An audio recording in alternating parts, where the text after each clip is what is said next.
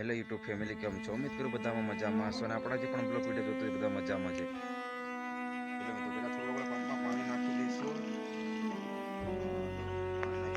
જ્યાં દવા છાંટવાની છે ત્યાં અંદર જોયું તો પાણી પણ છે, એક કેન છે પંપ ભરવા માટે અટાણા છે અને આ પણ આપણે દવા છાંટવાની છે. ખડતો છે પણ તમે દેખાય ફાઇનલી મિત્રો પંપ ભરીને હું નીકળી ગયો છું.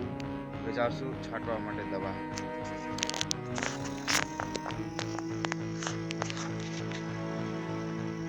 આ રહી મિત્રો કુંડી, આપણે અહીંથી પાણી ભરવાનું છે.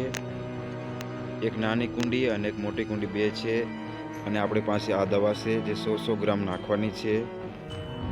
15 લીટરનો પંપ હોય એમાં 100 ગ્રામ દવા નાખવાની છે. દવાનું નામ તો ઇંગ્લિશમાં લખેલું છે અને આપણને ઇંગ્લિશ ફાવતું નથી મિત્રો. તમને ફાવતું હોય ઇંગ્લિશ તો કોમેન્ટમાં જણાવજો આ દવાનું નામ શું છે. આ દવાની એક ખાસિયત છે મિત્રો, જે તમે છાંટશો ને તો ગમે એવું ખળ હશે સવારમાં છાંટશો સાંજા તો સૂકી જશે. રિઝલ્ટ પણ બહુ સારું છે. પેલા થોડું પાણી નાખી દઈશું.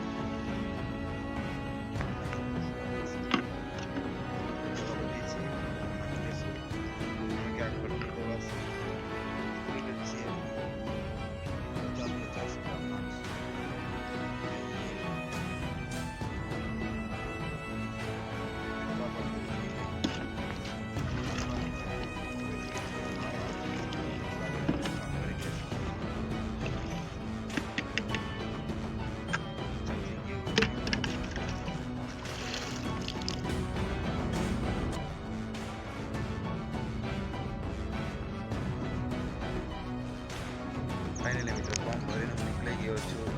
હવે જાશું છાંટવા માટે દવા.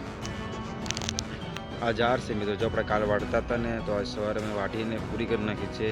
ત્યાં મારે જો સામે ધાણા દેખાય છે અહીંયા જ મારે જવાનું છે ખડની દવા છાંટવા માટે.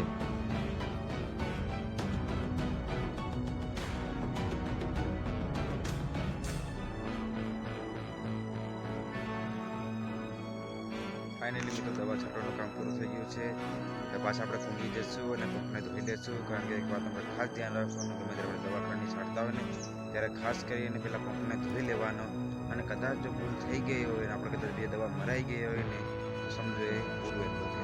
ત્યારે ઘઉંમાં મારી હોય તો આ ચણા વટણા ગમે એમાં દવા આપણે મારી નાખીને પણ ધોયા વગર તમારી રિએક્શન આવી જાય. અને રિએક્શન મતલબ એને જ ખબર છે જે ખેડૂત હશે, જે ખેતી કરતા હશે, બાકી કોઈને ખબર ના હશે. પેલા આપણે મિત્રો પંપને આપણે ઢાંકણ ખોલી નાખશું. જેમ આપી છે એમ 50-50 નાખતો હતો એ ભલે અંદર હવે સીધું આપણે કાઢી લઈશું. આનું ગયેલું છે આપણે ખાલી ત્યાં લેશું અને કુંડીમાં એને ભરી લેશું. એ પંપમાં આવી રીતે ખાલી ભરી નાખશું. બીજું ખાલી કામ કરો ખાલી થઈ ગયા પછી ફરી તે પેલા પંપને ધોઈ લેવાનું છે. પેલા જો પેલા અંદરથી થોડું ઘણું પાણી આપણે નળીમાં કાઢી લેશું. પછી આ પંપને વિસળી નાખશું, કેમ કે હકીર ધોઈ નાખશું એટલે આપણે બીજી ફેરે ગમે તે દવા છાંટીએ ત્યારે ગમે પાકમાં વાંધો ના આવે. જોઈ લો, પંપને 2 વાર ધોઈ લીધો છે. હવે પંપ ધોઈને તમે કમ્પ્લીટ થઈ ગયો છે. હવે એને છે ને મૂકવા જવાનું ચાર્જિંગમાં, કેમ કે એમાં ચાર્જિંગ પણ થોડું ઓછું છે. આ છે મિત્રો આપણો કૂવો. કૂવામાં છે ને લીમડાના પાન જ નકરા પડ્યા છે. આવું પાણી ઉપર જ છે, જોઈ લો. હેલો મિત્રો, કેમ છો? હવે આપણે છે ને આપણો બ્લોગ અહીં સમાપ્ત કરીશું અને ફરી મળીશું તમને એક નવા બ્લોગમાં અને નવા એક અંદાજમાં કે દવાને એવું છટાઈ ગયું છે. આજે એના વિશે મેં બ્લોગ બનાવ્યો હતો. તમને કેવો લાગ્યો કોમેન્ટમાં જણાવજો અને ચેનલને લાઇક, શેર અને સબસ્ક્રાઈબ કરવાનું ભૂલશો નહીં. ફરી મળીશું એક નવા વિડીયોમાં. બાય બાય બધા મિત્રોને.